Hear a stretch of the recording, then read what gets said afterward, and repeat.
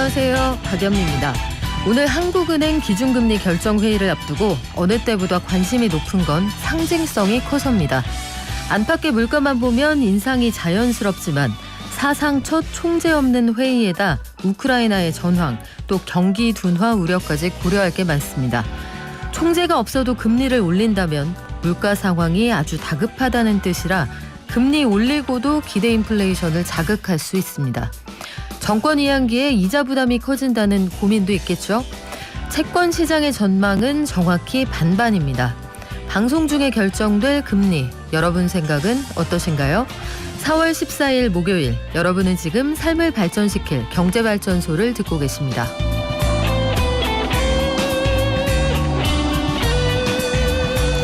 코로나19 이후 자산 격차가 더 벌어졌습니다. 부자들은 더 부자가 됐다 이런 내용인데 통계로 알려드리고요. 5, 60대가 코로나19 와중에 강제로 등 떠밀려서 디지털 전환이 되었다 이런 소식도 있습니다. 또 안전자산인 금의 몸값이 크게 올라가고 있다. 1년 사이에 23% 이상 상승했다고 하네요. 또 가격 상승 조짐이 보이는 건 부동산도 마찬가지라고 합니다. 리모델링, 재건축 관련 아파트값 상승 조짐 보인다고 하고요. 반면에 은행권 가계대출은 사상 처음으로 4개월 연속 줄었습니다. 왜일까요? 이자가 워낙 비싸서겠죠. 또 카카오, 보험업까지 발을 넓혔다고 하는데 전국민 메신저를 가지고 있는 이 회사가 보험업에 발을 들인다. 기존의 업체들 긴장 좀 해야겠네요. 다양한 경제 소식 머니투데이의 차연아 기자가 전해드립니다. 저희 잠시 증시 들렀다가 오늘 IT발전소 무인 자율주행차 시장 알아볼 텐데 최근에 테슬라에서 자율주행 기능 탑재한 차량들 대규모 리콜 사태도 있었습니다만 자율주행 단계가 상당히 올라가고 있는 것만은 분명해 보입니다. 현재 상황 어떤지 그리고 앞으로 전망까지 황취규 기자와 짚어보고요. 예술발전소 준비되어 있는 날이죠. 여러분 봄맞이 한번 들려볼 만한 전시장 어떤 곳들 있는지 이정우 에디터와 함께 알아볼게요.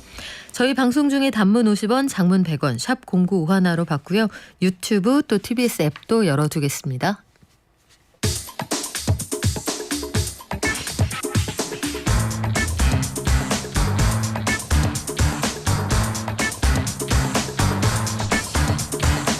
매일 아침 쏟아지는 경제 뉴스 핵심만 뽑아서 알려드립니다. 오늘은 머니투데이 차연아 기자와 함께 경제 브리핑 들어볼게요. 안녕하세요. 네, 안녕하세요. 코로나19 와중에 우리가 자산 격차가 늘어났을 거다 짐작은 했거든요. 부자들 둘 중에 한 명은 자산이 늘었다라고 차 기자님이 소개를 해주신다고 하는데 일단 부자의 기준이 뭔가요? 네, 여기서 제가 본 보고서는 하나은행의 하나금융경영연구소의 보고서인데요. 여기서 잡은 부자의 기준은 가지고 있는 금융자산이 10억 원 이상인 경우를 부자로 일단 선정했고요. 1억 원에서 10억 원 미만은 대중부유층, 1억 원 미만은 일반 대중으로 볼 수 있는 건데요. 금융자산이 10억 원 이상이요? 예, 그렇죠. 그래요. 알겠습니다. 그러면 한번 들어볼게요. 부자 둘 중에 한 명 자산이 얼마나 늘었습니까? 네, 이 보고서에 따르면 국내 부자 중 절반 이상인 56%가 코로나 기간 자신의 자산이 늘었다고 답한 건데요. 그 부자의 29%는 같은 기간 자산이 10% 이상 증가했고 10% 미만 증가했다고 답한 이들도 27%였다고 하네요. 그 결과 부자들의 평균 총 자산도 77억 8천만 원으로 전년 대비 6억 8천만 원 늘었다고 합니다. 77억 원이요? 야, 그러면 여기까지만 듣고도 이거 남의 나라 얘기다 싶은 분들이 많을 텐데 일반적으로 여기에서 일반 대중이다 이렇게 분류한 자산군에는 어떤 변화가 있었습니까? 네, 정작 일반인들 중에 자산이 늘어났다라고 답한 이들은 10명 중 3명에 불과했는데요. 오히려 자산이 감소했다라고 답한 응답률은 24%. 그래서 부자의 9%보다 오히려 3배가 많았다고 하네요. 하나금융경영연구소는 이를 코로나19 시기 부동산과 주식과 같은 자산 가격이 급등한 결과로 보고 있는데요. 또 부자들은 그간 모아둔 현금성 자산을 무기로 코로나19 상황에 빠르게 대응하면서 자산 손실을 최소화했다라고 보고 있습니다. 여기에서 보니까 49세 이하의 젊은 부자 이걸 또 영리치라고 부릅니까? 네. 최근 들어서 TV에도 많이 나온 단어죠. 영앤리치. 49세 이하를 0으로 본다는 건 오늘 처음 알았는데 여길 분석한 부분도 눈길이 가요. 어떤 내용인가요? 네, 49세 이하 영리치 동향을 살펴보니까요. 영리치들의 평균 자산은 66억 원으로 올드리치의 80억 원보다는 좀 적었네요. 또한 그 높은 근로소득 덕분에 영리치가 됐다라고 말씀하신 분들의 평균 자산은 39억 원, 그리고 상속과 증여로 그 돈을 번 영리치의 평균 자산은 128억 원이었습니다. 128억 원이요. 네. 그래서 결국 영리치 중에서도 영리치들은 자수성가형이 아니라 타고난 금수저라는 결과였습니다. 그래요. 좀 허탈하기도 한데 노동으로 벌어들인 자본의 가치가 상속자산보다는 정말 따라가기가 좀 어렵다. 이런 현실을 다시 한번 인식하게 되는 계기가 되기도 합니다. 코로나 팬데믹 이후에 또 다른 변화가 있었다고요? 네, 바로 디지털 전환인데요. 팬데믹을 기점으로 특히 60대 그 시니어 세대들의 인터넷 이용률이 크게 늘어난 겁니다. 어제 과학기술정보통신부가 내놓은 자료에 따르면 지난해 60대의 인터넷 이용률은 5년 전보다 12%포인트, 70대는 무려 17%포인트가 증가했다고 합니다.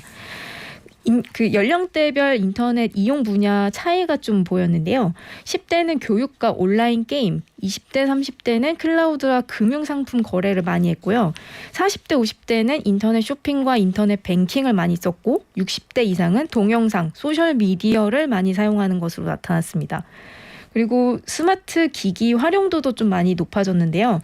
이 웨어러블 기기, 스마트워치를 통해 건강관리 기능을 사용하는 분들도 69.8%로 전년 대비 12.2%포인트 높아졌다고 합니다. 이외에 인터넷을 통한 보험, 주식 같은 금융상품 거래를 하시는 분들도 전년 대비 10.5%포인트 증가했습니다. 최근 들어서 안전자산인 금의 몸값이 많이 올랐다. 이 소식도 있네요. 네, 요즘 장이 많이 안 좋다고들 하는데요. 그러다 보니 주식 대신 안전자산인 금의 수요가 몰리고 있는 겁니다. 어제 기준 한국거래소에 따르면 이날 KRX 금 거래 가격은 그램당 77,440원으로 지난해보다 23% 넘게 올랐고 거래량도 12% 이상 늘었습니다. 특히 러시아의 우크라이나 침공으로 인플레이션 우려까지 더해지면서 지난달에 거래량이 빠르게 늘어난 건데요. 최근에 중국에서 또 코로나19가 확산하고 있고 원유 등 에너지 가격이 또 오르고 있어서 물가가 오를 수도 있다는 전망도 나오는데요. 다만 이미 물가 상승률이 고점이라 인플레이션 우려가 해소됐다는 분석도 있어서 앞으로 또 금값이 계속 오를지는 조금 지켜봐야 한다는 분석도 나옵니다. 그래요. 금에는 원래 이자가 안 붙어서 이자가 많이 올라갈 때는 금이 인기가 없기도 했었는데 요즘 상황은 좀 전과는 다른 부분들이 많습니다. 자, 새 정부 출범 앞두고 집값이 다시 들썩인다. 이건 왜 그렇습니까? 네, 새 정부가 부동산 규제를 풀어줄지 모른다는 기대감이 작용한 건데요. 특히 리모델링이나 재건축과 관련된 아파트 집값이 오르고 있습니다. 실제로 그 리모델링을 추진 중인 서울 용산구의 한 아파트는 지난해 3월 기준보다 3억 5천만 원 정도 오른 가격에 팔렸다라고 하고요. 오래된 아파트가 많이 몰려있는 서울 영등포구 여의도동 집값도 오르는 추세 라고 하네요. 그래서 시장이 들썩이자 문재인 대통령도 전반적으로 규제 완화는 좀 신중해야 되는 거 아니냐라는 우회적인 메시지를 내놨기도 했고요. 이에 원희룡 국토교통부 장관 후보자도 규제 완화로 투기 이익을 얻을 수는 없을 거다라며 신중한 자세를 취했습니다. 일단 이렇게 새 정부도 부동산 시장이 다시 안정을 찾을 때까지 공약 이행 속도를 좀 조절하겠다라는 입장이어서 시장에서도 당분간 좀 숨고르기에 들어갈 전망입니다. 그래요. 추세를 판단하기는 좀 일러 보입니다. 또 용산 일대나 아니면 한강변의 구축, 재건축 수요가 있는 이런 지역들이 들썩인다라는 얘기가 있는데 제비 한 마리가 왔다고 또 봄이 왔다 이렇게 보기는 어렵거든요. 5월 이후 상황을 좀 봐야 될 것 같은데 반면에 대출 금리가 많이 올라서 대출 수요는 꺾였다 이런 평가도 있어요. 네, 은행권 가계대출이 처음으로 4개월 연속 감소한 건데요. 금리가 빠르게 상승하고 있고 정부의 대출 관련 규제가 이어지면서 대출 수요까지 줄어든 겁니다. 실제로 일부 시중은행의 대출 금리는 6%대를 넘어서는 등 계속 올라가고 있는데요. 있는데요. 그만큼 대출로 집을 사려는 이들의 부담도 커지고 있는 상황입니다. 은행들은 그 대출 수요가 줄어들자 우대금리 혜택을 늘리는 등 대출 영업을 강화하고 있는데요. 은행들의 이 같은 노력이 가계대출 증가로 이어질지는 좀 지켜봐야 한다는 분석입니다. 금리가 계속 오르면 대출금리도 지금보다 더 오를 수밖에 없기 때문입니다. 그래요. 오늘 기준금리 결정하는 한국은행 금융통화위원회가 열립니다. 9시부터 지금 시작을 했을 텐데 글쎄요. 여러 가지 쟁점들이 많은 날이라 어떻게 결론이 나올지 저희가 속보 들어오는 대로 전해드리고요. 대출금리가 오른다. 물론 예적금 금리도 올라갑니다만 이 부담이 만만치가 않을 겁니다. 이번에는 보험 시장에 그 매기가 한 마리 등장할 모양이죠. 카카오톡으로 보험 가입하는 시대가 온다. 무슨 얘기입니까? 네, 어제 금융위원회가 카카오페이의 보험업 진출을 공식 허가한 건데요. 지금까지는 예비 허가였고 이제부터 본격적으로 사업을 시작을 하게 된 겁니다. 플랫폼을 운영하는 IT 기업이 이렇게 직접 보험업에 뛰어든 사례는 국내에선 카카오가 최초 사례인데요. 가칭 카카오 손해보험은 이르면 올해 하반기부터 본격적으로 영업을 시작할 계획이라고 합니다.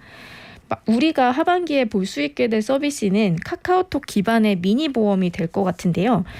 필요한 서비스만 카카오톡 안에서 검색해서 가입한 DIY 형식의 보험이나 카카오톡 친구랑 함께 가입하는 동호회 보험, 카카오 커머스 등 쇼핑과 연계해서 반품 비용을 보상해주는 보험 서비스 이런 것들이 나올 수 있다고 하네요.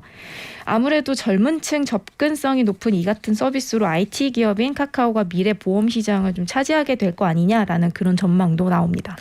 핀테크라는 게 정말 실질적으로 기존의 그 전통적인 금융시장에 위협이 된다 이런 생각이 드는데 은행권에서도 비슷한 얘기 나오는 것 같죠? 지금 대출금리를 확 낮춘 주택담보대출 이런 것들이 가능하다고 하니까 여러분들은 어느 쪽을 주로 이용하시는지 이것도 궁금합니다. 자, 여기까지 들을까요? 지금까지 머니투데이의 차연아 기자와 함께했습니다. 고맙습니다. 네, 감사합니다. 계속해서 코로나19 상황 잘 지켜주시고요. 그 방역수칙 준수하면서 마스크 착용, 사회적 거리두기 계속 유지해 주시기 바랍니다.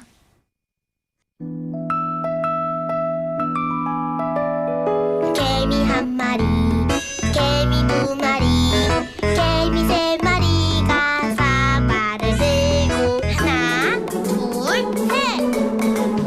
영차, 간밤 뉴욕 증시 그리고 오늘 우리 증시 전망해 보겠습니다. 미래에셋증권 디지털 리서치팀의 박광남 팀장 연결돼 있습니다. 안녕하세요.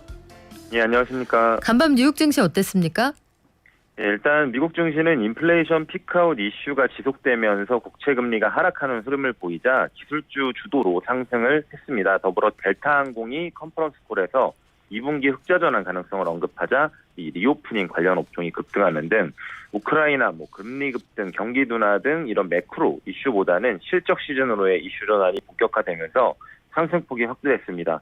물론 영업이익 증가율 자체로는 지난 4분기에 비해 낮다는 점을 감안했을 때는 개별 종목 중심으로 좀 변화하는 종목 정세가 지속될 수 있다고 보고 있습니다. 거시경제 상황 그 제반 조건보다는 개별 기업의 실적에 주목하는 증시다라고 얘기를 하셨는데 구체적으로 뭐가 어떻게 달라지고 있나요? 예, 일단은 미국 시장의 전일 흐름을 간밤 흐름을 살펴보면 일단 전일 미국의 소비자 물가 지수가 높은 수치를 발표했지만 중고차 등 일부 세부 항목이 하락하는 등 인플레이션 피크아웃 이슈가 부각이 됐습니다. 그러나 오늘 발표됐었던 이제 생산자 물가 지수는 예상을 좀 크게 상회를 했거든요.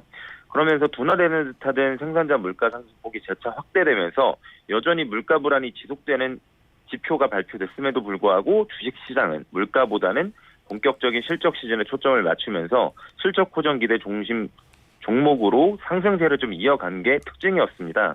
특히 국채금리가 그동안의 연준의 공격적인 통화정책 우려로 급등을 했는데 소비자 물가지수 발표 이후에 인플레이션 피크 아웃 이슈가 부각되면서 하락 추세를 좀 보이고 있다는 점에도 주목할 필요가 있고요. 이는 기술주 중심의 매수세 유입 가능성을 높였습니다. 전반적으로 실적에 대한 기대가 높은 기술주이기에 국채금리 하락을 이유로 오늘 시장 상승을 주도한 점이 좀 특징이고요.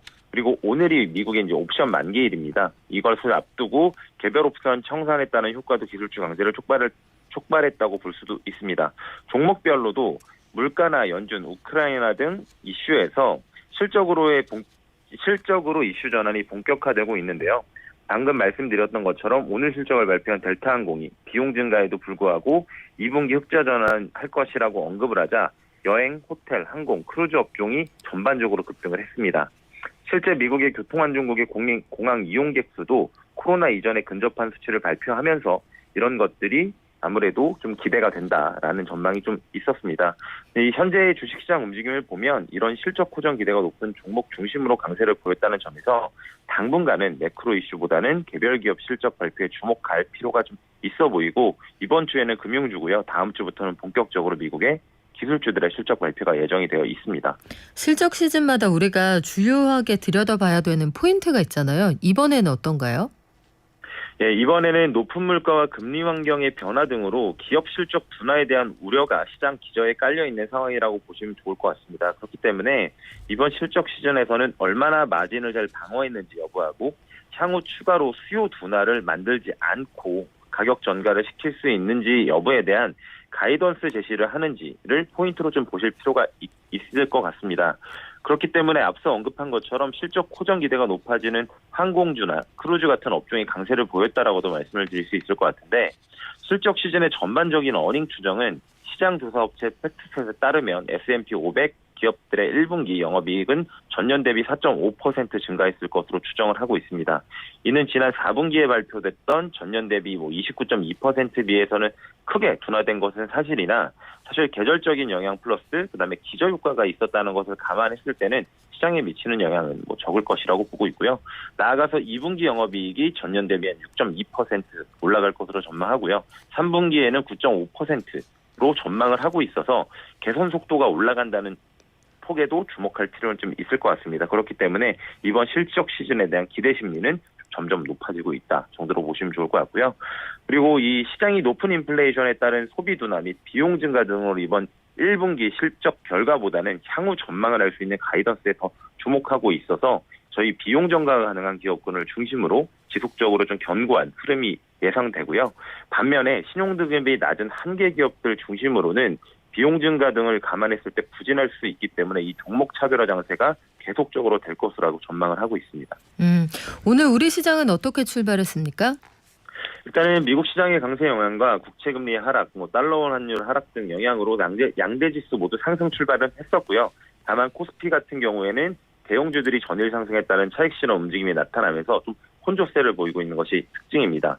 업종별로는 미국 증시와 유사하게 리오프닝 관련주들이 좀 강세를 보이고 있고요. 그리고 탱커 시황 개선 기대로 조선주도 전일에 이어 강세를 보이고 있습니다. 일단 미국 증시가 완연하게 실적 시즌으로 돌입한 가운데 우리나라도 아마 유사한 흐름이 나타날 것으로 좀 기대를 하고 있고요. 제가 어제도 말씀드렸지만 최근에 중국의 언론에서도 이런 지준율 인하 등 경기 부양책에 대한 언급이 늘어나기 시작했습니다. 그렇기 때문에 이런 것들이 오늘 우리나라 시장에서의 긍정적인 재료로 작용할 수 있을 것이라고 좀 판단을 하면서 좀 공방전을 이어가지 않을까 생각을 하고 있습니다. 네, 아직 소식이 들려오진 않았는데 한국은행 기준금리를 오늘 결정하잖아요. 네네. 만약에 동결이든 인상이든 두 가지 시나리오에 따라서 이제 증시에서도 반응을 하게 될 텐데 총재가 없어서 동결을 한다 이렇게 되면 오늘 증시 어떻게 흘러갈까요? 사실 오늘 증시에서 동결 결정이 나던 그다음에 인상 결정이 나던 크게 영향을 미칠 것이라고 보지는 않습니다. 일단 추세적으로 금리 인상 추세는 돌입했다라고 좀 보고 있고요. 이번에 하지 않더라도 다음번에 금리 인상은 기정사실화되어 있고 그리고 실제 시장 금리에 어느 정도 녹아져 있는 점을 반영을 해보면 사실 그게 그렇게 큰 이벤트는 좀 아니라고 봅니다. 오히려 25bp 수준이 아니라 서프라이즈하게 지금 캐나다 같은 경우에 전에 50bp 금리 인상을 했거든요. 그런 형태의 빅스텝이 아니라면 시장에 미치는 영향은 제한적이라고 생각하고 있습니다. 네, 지금까지 미래에셋증권 디지털 리서치팀의 박광남 팀장이었습니다. 고맙습니다. 감사합니다.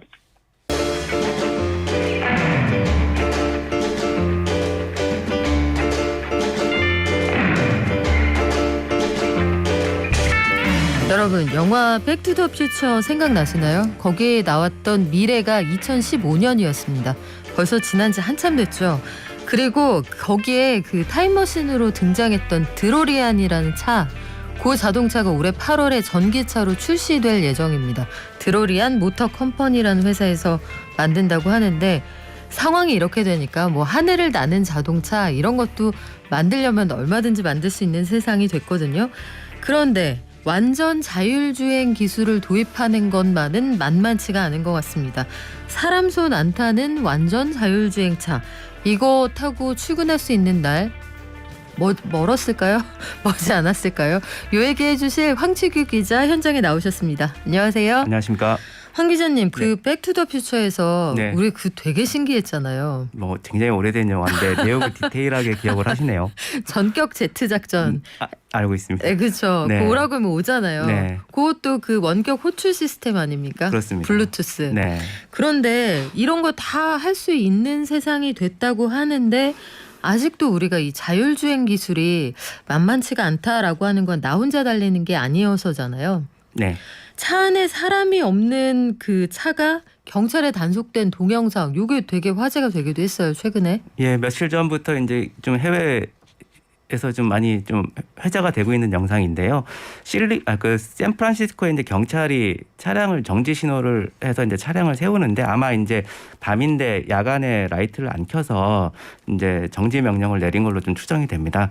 차가 서요. 차가 서서 이제 경찰이 그 운전석에 가서 이제 보는데 네. 사람이 없습니다. 이제 사람이 없어서 이게 좀 되게 본인이 되게 당황해하고 그 동료 경찰들한테 연락을 하고 이런 와중에 또 차가 다시 움직여서 좀 더 가요. 갔다가 다시 쓰는 이제 상황이 발생을 하는데 아, 경찰의 단속에 그 차가 불응했군요. 네, 아예 더 차가 멈췄다가 다시 또 가다 일정 거리를 갔다가 다시 서게 되는데 이제 요걸 가지고 이제 뭐 이제 경찰이 좀 당황해하는 장면이 많이 회자가 됐고 또 이 차가 좀 달아나려고 했던 거 아니냐, 야. 또 이렇게 하는 좀 해석들도 좀 있었는데 사실 요 차량은 이제 미국의 그 GM이 계열사인 그 자율주행차 계열사인 그 크루즈라는 회사에서 지금 그 샌프란시스코 지역에서 자율주행차를 활용한 차량 공유 서비스를 테스트를 하고 있거든요. 그 테스트에 활용된 그 쉐보레 그 전기차량이고 네. 그 이게 다시 왜 움직였냐라는 거에 대해서 회사 측 대변인은 이게 좀 더 안전한데 정차를 하기 위해서 좀 더 가서 움직였다라지 이게 뭐 달아나려고 했던 건 아니다. 이렇게 좀 해명을 하면서 최근에 아주 뭐 자율주행차 쪽에서는 많이 좀 뭐 우스갯소리로 많이 회자가 됐던 그러네요. 사건이었습니다. 예. 만약에 내가 경찰인데 네. 그 단속을 했다. 네. 그 면허증 제시해 주세요. 그 창문 내리세요 네. 했는데 사람이 없다. 네. 소름. 처음에는 좀 놀랄 것 같고요. 네. 사람이 혹시 숨어 있었던 건 아니겠죠? 네, 뭐 그 당황해서 아마 그것까지도 해서 계속 쳐다보는 장면도 나오는데요. 좀 본인이 경찰 입장에서는 그 단속을 하는 지금까지 익숙한 거하고는 너무 다른 상황이 그렇죠. 펼쳐지면서 순간적으로 뭐 이런 자율주행차가 있다는 것만 알았겠지 접해본 건 아마 처음이다 보니까 굉장히 많이 당황하지 않았나 이렇게 좀 생각을 합니다. 멈칫했을 것 같은데 그러면 단순히 생각해서 이제는 우리가 도로교통법이나 네. 교통경찰의 그 단속 매뉴얼에 AI가 자율주행하는 차도 어떻게 단속할지 이것도 좀 등장해야 될 것 같아요. 이제 그런 거에 대비해야 된다라고 하면서 논의는 많이 있고요. 좀 정책적으로 국가마다 다르지만 그 자율주행에 관련된 법규를 정비하는 흐름들은 이제 국가들도 준비를 하고 있는데 아직까지는 이게 테스트 차원이고 테스트 차원으로 이루어지는 곳이 많고 그리고 이제 뭐 아직 예측 가능하지 않은 다양한 시나리오들이 있다 보니까 뭐 선제적으로 대응한다는 것도 사실상 그렇게 쉽지가 않아요. 쉽지가 않아서 좀 이런 자동차가 우리 사회 시스템하고 일정 부분 맺고 있는 관계 속에서 앞으로 이게 기술적인 문제뿐만이 아니라 우리 사회와의 관계 속에서 우리가 예측하지 못했던 정말 좀 다양한 에피소드들이 앞으로 좀 더 많이 나오고 나면 거기에 맞춰서 좀 규제나 제도들도 좀 더 구체적으로 정비될 수 있지 않을까 이렇게 좀 생각을 해봅니다. 근데 여기까지 얘기하다가 문득 떠오른 생각이 자율주행이라는 게 금방 될 것처럼 네. 우리 몇 년 전부터 기사로 굉장히 많이 접했거든요. 네. 영상도 많이 저도 나오고요. 많이 썼습니다. 네. 그렇죠. 네. 많이 쓰셨잖아요. 네. 많이 봤는데 네. 언제부턴가 자율주행 기능 상용화 이 얘기가 좀 쏙 들어간 것 같기도 하고요. 저 방송 오기 전에 이제 좀 예전 뉴스들을 저도 그래서 좀 찾아봤는데요. 이제 뭐 2017년에 나온 기사들을 보면 이제 BMW에서 네. 2021년에 이제 레벨 5라고 해서 이제 거의 인간 자체가 필요가 없는 거의 최고 수준의 자율주행차를 출시하겠다라는 발표를 했더라고요. 발표를 했는데 근데 그 당시에 또 뭐 BMW뿐만이 아니라 뭐 포드부터 글로벌 자동차 회사들에도 유사한 메시지를 쏟아냈었고 그리고 뭐 이제 구글이나 뭐 그 우버 같은 테크 기업들도 자율주행차 사업에 뛰어들면서 이게 이제 몇 년 안에 이게 상용화 되겠구나라는 좀 과도한 낙관론이 당시에 좀 팽배를 했었는데 당시에 저도 사실 좀 그거 뉴스를 좀 쓰면서 이렇게 생각보다 빠르지 않나라는 생각은 했었는데 좀 관련 업체들의 메시지가 그렇게 좀 쏟아지다 보니까 네. 좀 따라간 측면이 있는데 결과적으로만 놓고 보면 지금 한 5년 2021년이 지났잖아요. 이제 뭐 많은 예상들은 뭐 빗나갔다 이렇게 좀 결과를 볼 수 있을 것 같습니다. 결국은 저는 거기서 우리가 그걸 놓쳤던 것 같아요. 돈도 있고 의지도 있는데 차량이라는 건 결국 관계 속에서 움직이는 그렇죠. 거잖아요. 네. 그러니까 내가 혼자 가는 거는 문제가 없죠. 그 대지에서 그냥 달리기 할 수 있는데 차나 사람이나 아니면 다른 그 운행하는 것들이 등장했을 때 어떻게 대처할 거냐, 요게 아마 구체적인 로드맵이 안 나온 것 같은데요. 최근에 레벨 3를 넘어서 사람이 이제 안 타도 되는 레벨 4 단계의 테스트가 미국에서 진행이 되고 있다라고 들었거든요. 네. 그러면 운전자 없이 그냥 만약에 뒷좌석에 타서 도착할 때까지 나는 영화 볼 수 있어요. 이런 차가 진짜 좀 있으면 다닌다는 뜻이에요? 뭐 그럴 수도 있고 뭐 조금 시간이 굉장히 오래 걸릴 수도 있는데 아까 그 말씀드린 그 경찰에 걸린 차가 지금 진행자께서 언급하신 그 레벨 4 수준의 이제 테스트되고 있는 차량인데요. 좀 두 회사가 지금 샌프란시스코에서 좀 사람 자체가 아예 운전기사가 만일을 대비해서 그 안전 운전기사가 타지 않은 아예 이제 완전 무인 기반으로 이제 자율주행차 서비스를 테스트를 하고 있어요. 규모가 큰 건 아닌데 지금까지는 이제 이 테스트들이 대부분이 레벨 4라고 하더라도 그 운전기사가 만일을 대비해서 탑승하는 게 관행이었거든요. 관행이었는데 한 1, 2년 전부터 이제 좀 구글이 그 피닉스 그 지역이라고 좀 교외 지역이긴 한데 애리조나 교외 지역에서 네. 그 무인 운전자가 탑승하지 않은 자율주행차 서비스를 테스트를 했고 이번 그 크루즈 같은 경우에 작년 11월에 샌프란시스코에서 이제 그 무인 자율주행차 서비스를 시범 서비스를 시작을 했는데 이 부분을 우리가 좀 주목할 점은 샌프란시스코라는 도시가 결코 만만한 도시가 아니거든요. 운전하기에 굉장히 복잡하잖아요. 복잡하고 네. 꾸불꾸불한 길도 많고 언덕길도 네. 많고 도로 폭이 또 좁아요. 네, 거기는. 그리고 네. 보행자도 굉장히 많아서 기존의 교외 지역에서 이렇게 좀 이루어지던 테스트랑은 좀 끄이 많이 다르다. 이런 측면에서 좀 관심을 많이 받고 있는 것 같고요. 그리고 이제 또 그 디테일한 내용들도 좀 보면 그 크루즈 같은 경우는 이제 지금까지 그 전에는 직원들만 이제 상대로 테스트를 하다가 2월부터는 일반인들로도 확장할 수 있는 정보 허가를 받았어요. 자신 있다는 얘기네요. 네, 그래서 이제 한 절반 정도, 그러니까 뭐 탑승의 한 절반 정도가 일반인들이 탑승을 한다고 그러고요. 구글 같은 경우는 지금 이제 그 직원들을 대상으로만 서비스를 하고 있는데 네. 앞으로 좀 서비스 지역을 샌프란시스코 이외로도 이런 방식으로 좀 더 확장할 계획을 갖고 있고 크루즈 같은 경우는 이제 지금 돈을 안 받고 무료로 운영하고 있거든요.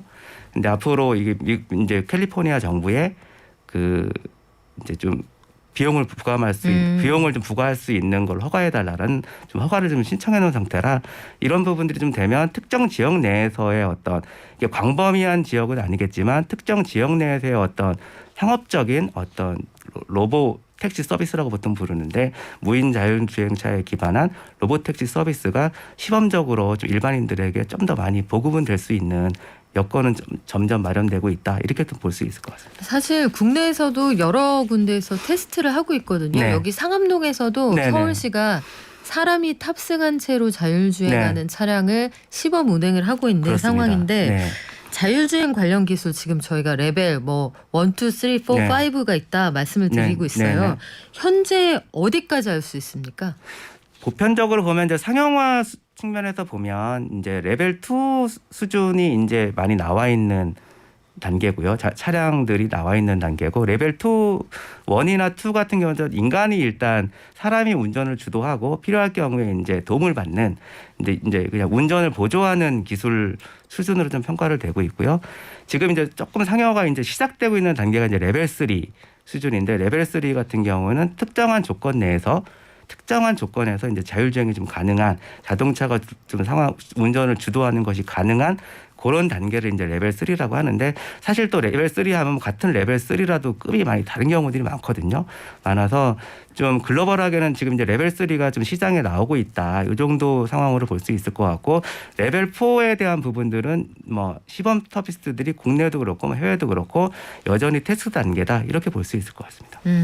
지금 최근에 보면은 테슬라에서도 완전 자율주행 기능을 탑재한 자동차가 나오고 있잖아요. 그 옵션 가격도 계속 올리고 있는 네네. 상황인데 이걸 FSD라고 부르지 않습니까? 네. Full Self Drive. 네. 그런데 테슬라에서 요걸 내놓고 우리는 완전 미래차다라고 하는데 또 최근에는 한 5만 4천 대 리콜을 하기도 했단 네. 말이에요. 테슬라가 가지고 있다고 하는 완전 자율주행 요 기술력은 어디까지 와 있습니까? 좀 자료들이나 이런 걸 보면 테슬라는 이제 뭐 태생 자체가 좀 실리콘밸리 기업이고 이제 자동차에서 탄생한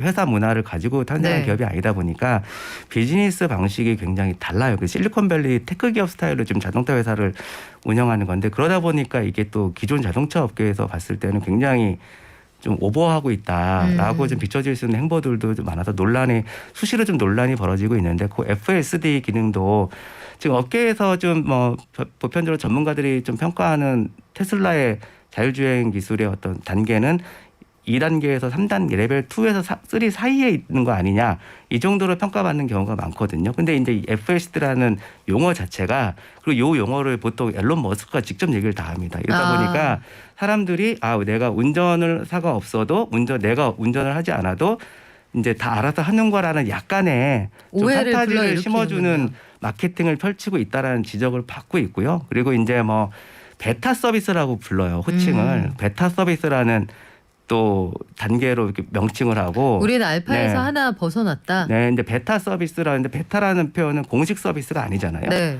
근데 베타 테스트라는 거를 좀 그렇죠. 하면서도 하고 그리고 이제 또 충돌이 일어났을 경우에 책임지지 않는다는 내용도 명시를 합니다. 계약서에 네, 그런 부분들 약관에 다 그런 게 들어가 있어요. 그럼 자랑을 그렇게 하면 안 되는 거 아니에요? 그래서 아직까지? 지금 미국 규제 당국의 가이드라인에 아슬아슬하게 줄타기하고 있다. 이제 이런 평가들이 테슬라에 대해서는 많이 있고 상대적으로 뭐 앨런 머스크 CEO도 인정했기를 완전 자율주행으로 가는 길은 많이 어렵다. 이 부분이 이제 뭐 그 본인도 공식적으로 이제 여러 공식 석상에서 이제 발언을 했음에도 불구하고 브랜딩 자체를 완전 자율주행이라는 브랜드를 써버리니까 일반 또 테슬라에 대한 소비자 로열티가 워낙 좋기 때문에 이제 또 그 기존에 갖고 있는 수준 이상으로 그 FSD를 높게 평가받는 경우도 있는 것 같다. 이런 얘기들도 좀 있습니다. 그래요. 약간 마케팅 과정에서 보면은 테슬라가 이 MSG를 적절하게 혹은 약간 짭짤하게 치는 것 같기는 한데 또 워낙에 그 이 차를 좋아하시는 분들은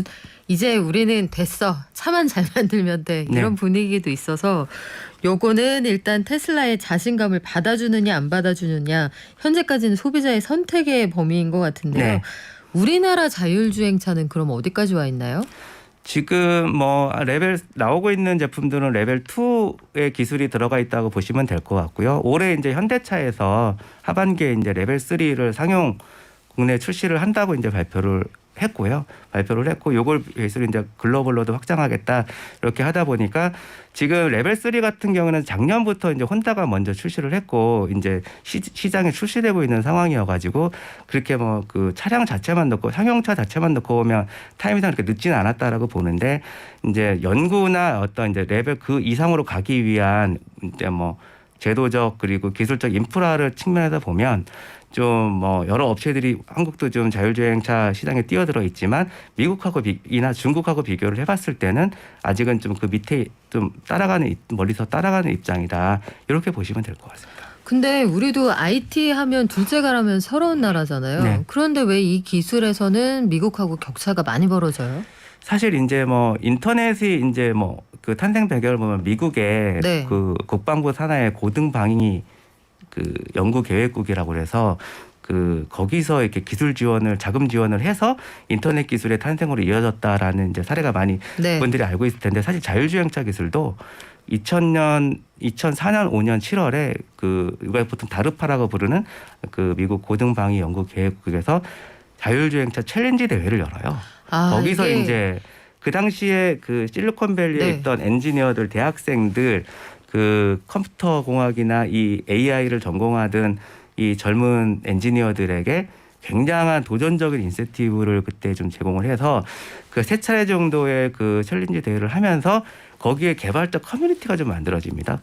그래서 그 개발자들이 구글에 많이 들어가요. 그래서 지금 구글이 실리콘밸리에서 그 샌프란시스코 테스트하고 있는 그 웨이모, 테스트하고 있는 웨이모의 그 네. 무인 자율주행차 이거의 탄생으로 이어지는 계기가 되고 그 이후에 그 사람들도 나와서 구글에 있었던 사람들이 또 나와서 창업을 합니다. 창업을 해서 그런 회사들이 지금 크루즈로 이제 가 있는 거고요. 그런 사람들 크루즈가 있고 또 뭐 다양한 지금 자율주행차에서 혁신 스타트업으로 평가받는 이런 기업들에 다 구글 그 출신들이 다 그 뿌리를 형성을 하면서 지금 개발자의 그 커뮤니티라든지 역사 자체가 굉장히 오래돼 있어서 뭐 앞서 나갈 수밖에 없는 그런 시간적인 그 우위가 좀 있고요. 그 정책적으로도 미국은 유럽이나 한국과 달리 정부 정책이 캘리포니아나 네바다주 같은 경우는 자율주행차에 굉장히 친화적인 정책들을 많이 내놓는 편이에요. 그래서 뭐 네거티브 규제가 미국은 뭐 많다라고 하지만 자율주행차에 대해서도 하지 말라는 것만 빼면 좀 많은 것들을 할 수 있는 좀 공간을 열어주는 편이고 이런 측면에서는 중국 정부도 좀 그 주행차 정책에 대해서는 다양한 실험들이 좀 가능하도록 좀 서포트를 해준다는 평가를 많이 받고 있습니다. 아, 지금 시간이 벌써 한 20년 흘렀군요. 네. 그쪽은 시작한 지. 네. 그리고 모험 자본, 우리 소위 벤처 캐피탈이라고 하는 그 돈들도 굉장히 많이 모여들잖아요. 네. 그래요. 그런 토대가 좀 달랐다 이런 말씀인데 그래도 우리 많이 따라와서 이제 자율주행 3단계 차량 상용화 모델이 나온다고요? 네, 현대차에서 이제 올해 출시를 할 예정이고요. 이게 이제 뭐 국내뿐만 아니라 글로벌 모델도 나오기 때문에 근데 이게 이제 좀 짚어보면 상업적으로는 좀 이게 연착륙을 할지는 지켜봐야 될 것 같습니다. 이게 레벨 3부터는 부품이 비싼 게 많이 들어가거든요. 네. 그러니까 이제 가격 차이가 이게 뭐 조금 차이 나면은 확 뭐 올라가는군요. 이게 좀 이 정도 옵션은 내가 받아들이고 살 수도 있는데 이게 단가 자체가 확 달라졌을 경우는 이게 상업적으로 의미가 있을지 이런 부분들은 좀 더 지켜봐야 될 것 같습니다. 그래요. 지금 그 현대차에서 내놓고 있는 그 G 시리즈 이런 것들에 들어가게 된다고 하는데 네. 자동차 가격이 앞자리가 달라져 버리면 시장에서 네. 얼마나 각광을 받을지 또 오늘 자율주행 기능 관련해서 질문들 많으신데요. 철도회사는 왜 도입하지 못할까요? 요 공부해서 알려드릴게요. 그리고 우리 크루즈 기능 옛날에도 있었는데 뭐가 다르냐? 크루즈는 보통 정속 주행을 하지 않습니까? 네. 고속도로 같은 데에서. 그런데 이 자율주행은 아마 속도가 달라지거나 여러 변수에 스스로 대응할 수 있다. 요게 근본적으로 다른 점인 것 같아요.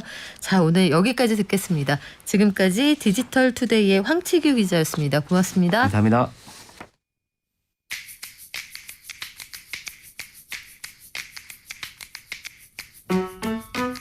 경제를 이해하는 가장 쉬운 습관.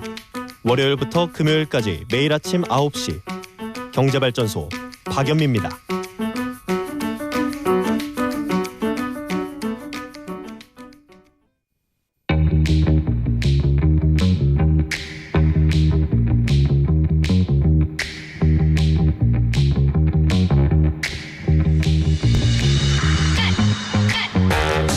미술 시장에 대한 관심이 상당히 높다. 이게 그림 시장에 대한 매출로도 확인이 되고요. 사실은 SNS에 올라오는 미술관 사진들 이런 것들이 얼마나 빈번하게 노출이 되느냐 이걸 통해서도 좀 엿볼 수가 있거든요. 최근에 보면 러시아 참 국제사회의 빌런 노릇을 하고 있는데 광화문에서는 러시안 아방가르드 전을 하고 있기도 합니다. 관련 사진들 많이 올라오고 있고요. 거기에 등장했던 작가들 스탈린 집권 이후에 소위 반체제 퇴폐미술가로 낙인 찍혀서 고전하기도 했다. 요즘에 그 전환과 맞물려서 여러 가지 생각이 들기도 했는데 이런 의미 있는 전시회들이 제법 많이 열리고 있다고 합니다.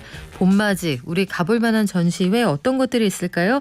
널 위한 문화예술의 이정우 에디터와 함께 알아보겠습니다. 안녕하세요. 안녕하세요. 코로나19 때문에 우리 여행이라는 단어가 그냥 단어가 된 지 오래됐거든요. 그런데 아주 잠깐 동안 어딘가로 멀리 떠난 것 같은 느낌을 주는 이런 전시들이 제법 많다면서요? 네, 지금 이제 보고 온 분들도 꽤 계실 것 같은데요. 작년 12월부터 진행되고 있는 전시가 있습니다.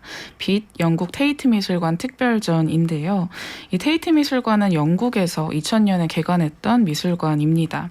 주로 20세기 이후에 만들어진 현대미술 작품들을 전시를 하고요. 한 해에만 500만 명 이상의 관객이 찾는 굉장히 큰 규모의 미술관이고 매해 전 세계 미술관 방문객 수 10위 안에 드는 곳이기도 합니다. 이런 테이트 미술관이 우리나라의 서울시립 미술관과 함께 빛을 주제로 한 전시를 기획했는데요. 이번 전시에서는 테이트 미술관의 소장품 100여 점을 만나볼 수 있다고 합니다. 그리고 작품의 장르도 굉장히 다양해요. 이 미술사에서 각 시기별로 성행했던 장르들을 선별을 한 건데요. 18세기의 풍경화, 그리고 19세기의 인상주의 회화, 그리고 20세기의 사진, 21세기의 설치미술 순서입니다. 그런데 테이트가 기존에 잘 하던 것 중에 하나가 하나의 주제를 정해놓고 그 주제에 따라서 다양한 시대의 작품들을 전시하는 방식이었어요.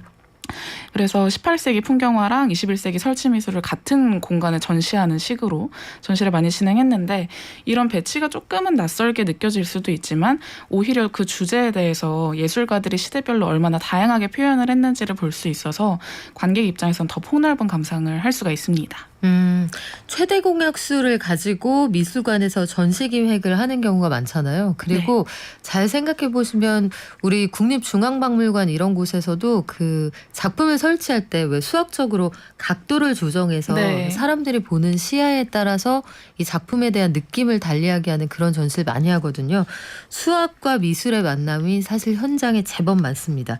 그러면 테이트 미술관이 어떤 작품 가지고 있는지 궁금해요. 왜냐하면 내가 개인적으로 아는 분은 아니지만 이름 들어본 화가의 작품이 있으면 되게 반갑거든요. 네. 유명한 분들도 많다면서요? 네, 유명한 작가들도 많습니다. 저희가 경제발전소에서 다뤘었던 앤디 워홀 작품도 있고요. 네. 그 중에서도 또 잘 알려진 작가 중에 한 명이 마르셀 듀샹이라고 하는 작가인데 듀샹의 샘이라는 작품, 소변기를 작품화한 아마 사진으로 많이 보셨을 네. 것 같아요.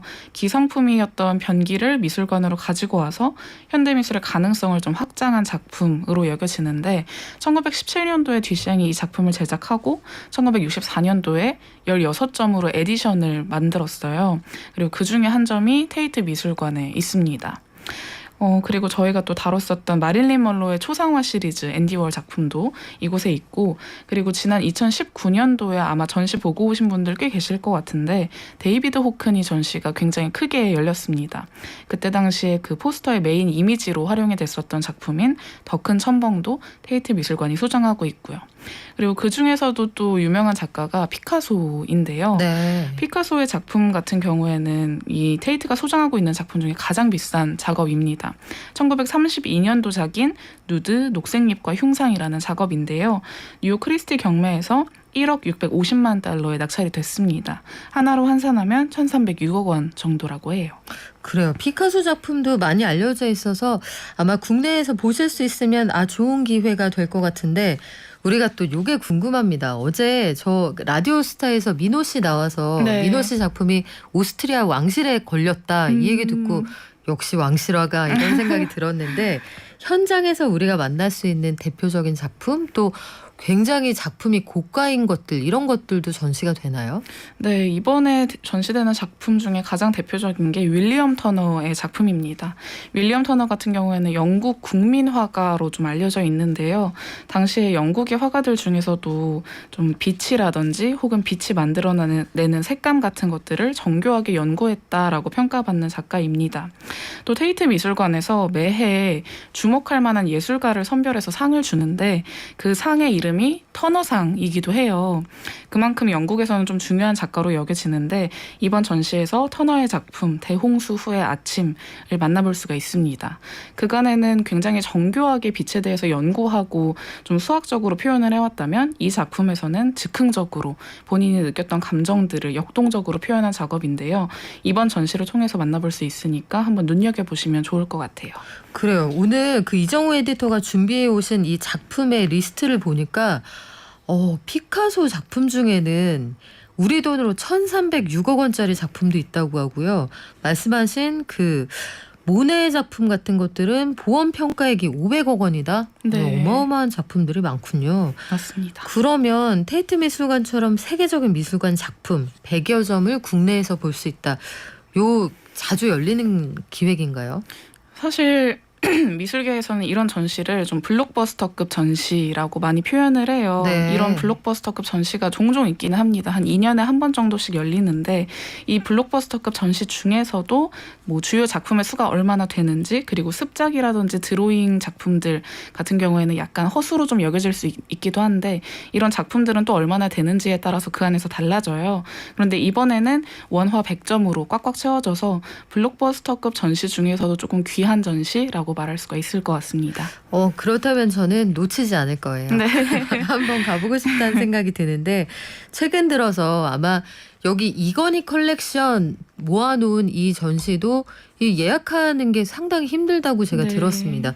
이건희 회장 유족이 23,000점에 달하는 엄청난 컬렉션을 기증을 했는데 미술계에서는 정작 이걸 어떻게 보고 있나 궁금하기도 합니다. 우선은 긍정적으로 보고 있습니다. 이 리움미술관 같은 경우에 삼성문화재단 산하에 있는 기관인데요. 리움미술관의 소장품이 1만 5천여 점 정도가 됩니다. 그런데 이건희 컬렉션으로 기증된 작품 수가 2만 3천여 점이에요. 사실 숫자만 놓고 봐도 개인이 가지고 있는 작품으로는 엄청난 규모고 우리나라 국립미술관 혹은 사립미술관도 이만큼의 소장품을 갖고 있는 곳은 아직 없습니다. 그래서 이런 많은 수의 작품을 모두 기증한 건 굉장히 선물 같은 이슈였다라고 말씀드릴 수가 있을 것 같고 또 단순히 숫자만 2만 3천여 점으로 대단한 게 아니라 이 소장하고 있던 작품의 가치도 또 엄청나죠. 뭐 겸재정선의 인왕제색도라든지 네, 한국 근현대 미술사의 주요 화가라고 여겨지는 김한기 화백, 뭐 박수근 화백, 이중섭 화백 이렇게 좀 다양하게 구성이 되어 있고 이런 작품들을 만약에 기증하지 않았다면 아마 해외로 경매를 통해서 유출되는 경우가 좀 예상이 되는데 이를 막으면서 기증을 통해서 오히려 국내에 있는 관객들 혹은 국민들에게 좀 작품을 이렇게 전시하고 감상할 수 있는 기회를 줬다는 점에서 또 국민의 문화적 소양을 높이는 데도 기여했다라고 볼 수가 있을 것 같습니다. 그래요.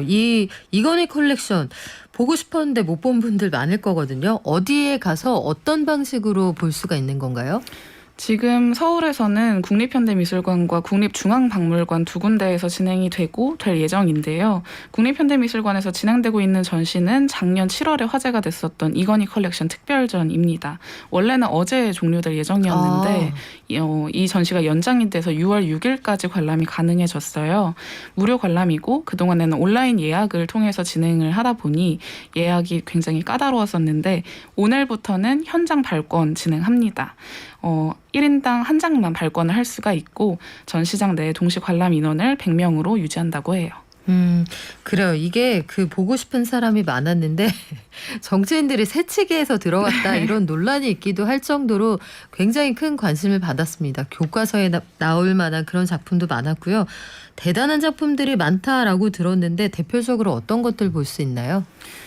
국립중앙박물관에서 하고 있는 전시 같은 경우에는 이제 오는 4월 28일부터 진행이 되는데요. 이 전시에서 앞서 말씀드렸던 겸재정선의 인왕제색도 감상하실 수 있고 이중섭의 황소 작품 그리고 클로드 모네 작업인 수련까지도 감상을 해보실 수가 있습니다.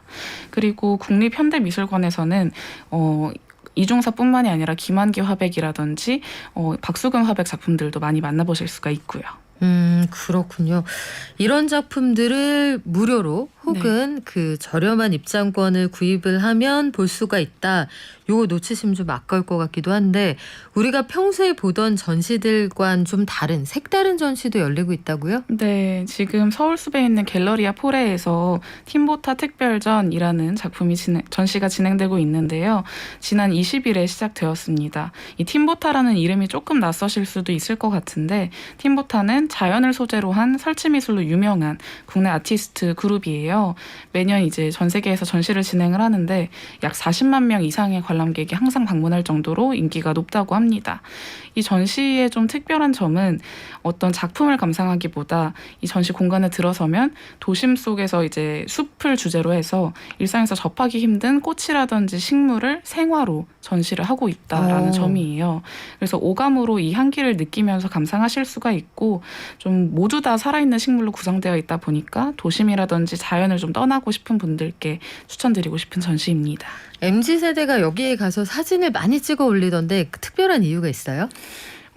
이 전시 같은 경우에는 좀 다른 전시랑 다르게 생화로 구성이 되어 있다는 점도 크게 어필이 되고 있는 것 같고요. 또 MZ 세대들한테 좀 인증샷이라는 것이 중요한 문화로 작용하고 있다 보니까 일종의 인생샷 성지로 떠오르면서 많은 인기를 끌고 있다고 합니다. 사실 티켓 가격이 조금은 비싼 편이에요. 2만 원 정도 되는데 그럼에도 불구하고 많은 인기를 끌고 있다고 합니다. 힐링과 치유라는 단어가 참 필요한 시점 같습니다. 그래서 우리 여의도에 문을 연 그 대형 백화점에서도 그 옥상층에들 그렇게 네. 가서 사진을 찍어 올리셨던 거겠죠. 현장에서 많은 것들을 좀 느꼈다는 소감들이 올라오는 거 보니까 좀 다르긴 다른가 봐요. 저도 주말에 가볼 수 있을까요? 한번 가보고 싶은데 네, 한 번쯤 시간 내서 이 봄을 보내기 전에 다녀오시는 것도 좋을 것 같습니다. 지금까지 널 위한 문화예술의 이정우 에디터와 함께했습니다. 고맙습니다. 감사합니다. 자, 속보를 하나 전해드릴까요? 한국은행이 기준금리를 0.25%포인트 올린 연 1.5%로 결정을 했습니다. 한국은행 총재 지명자는 아직 취임을 안 했기 때문에 총재가 부재한 상태에서 결정을 했는데 이례적인 결정이다 이런 의견도 있고요. 물가 상황이 그만큼 엄혹하다 이런 평가도 있네요. 자, 이자는 조금 더 빠르게 올라갈 것 같습니다. 의견들을 많이 주셨는데 오늘 자율주행 관련해서도 궁금해하셨던 것들 많이 해소됐다 이런 의견들이 있고요. 아까 저는 기가 막힌 제가 생각하는 부자는 기름값 걱정 없이 딱딱 기름 넣고 영수증 시원하게 버리고 연비 걱정 안 하고 차 고르면 그게 부자입니다. 완전 공감합니다. 연비 걱정 때문에 요즘 디젤로 돌아가야 되나 이런 걱정하는 분들 많더라고요. 내일의 기름값은 우리 내일 걱정해 볼까요? 오늘은 건강에 유의하시기 바랍니다. 내일 올게요. 발전.